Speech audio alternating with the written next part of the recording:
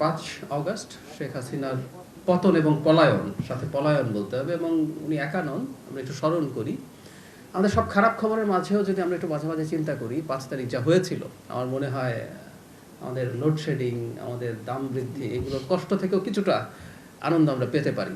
দল বল নিয়ে এই যে ধরুন শ্রীলঙ্কায় পতন হয়েছিল, গোতাবায়া রাজাপাকসে কি একেবারে কয়েক হাজার লোক নিয়ে পালিয়েছিলেন?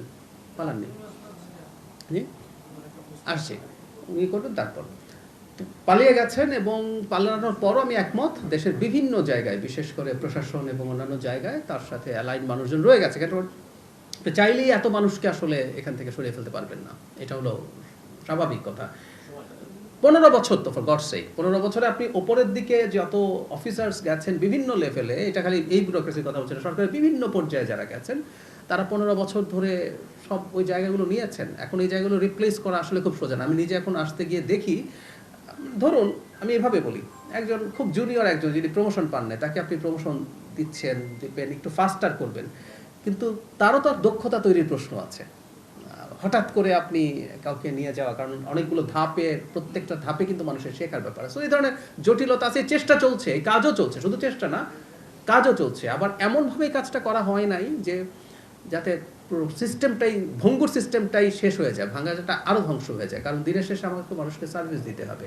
আর প্রধানমন্ত্রীর ব্যাপারে আমার সাবেক শেখ হাসিনার কথা বলছি, তিনি যখন বক্তব্য দিচ্ছেন, এর আগের বারও আমরা একটা ব্রিফিং দিয়েছি, মানে পত্রিকাগুলোকে একটা নির্দেশনা দিয়েছি।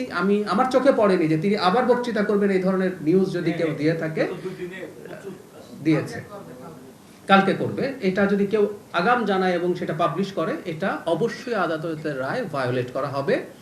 আমরা এই ব্যাপারে ব্যবস্থা নেব। আমরা আগের বার একটা সতর্কতা দিয়েছিলাম, আপনাদের নিশ্চয়ই মনে আছে, আপনাদের মানে যারা করেছেন তাদের ব্যাপারে।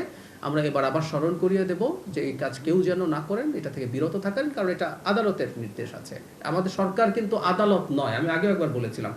কেউ যদি সংক্ষুব্ধ হন শেখ হাসিনার বক্তব্য প্রচারে বাধা দেয়া ভুল হচ্ছে, তার বক্তব্য প্রচারিত হতে দেওয়া উচিত, কেউ যদি মনে করেন, তিনি কিন্তু আদালতে যেতে পারেন, ওই রায়টাকে চ্যালেঞ্জ করতে পারেন।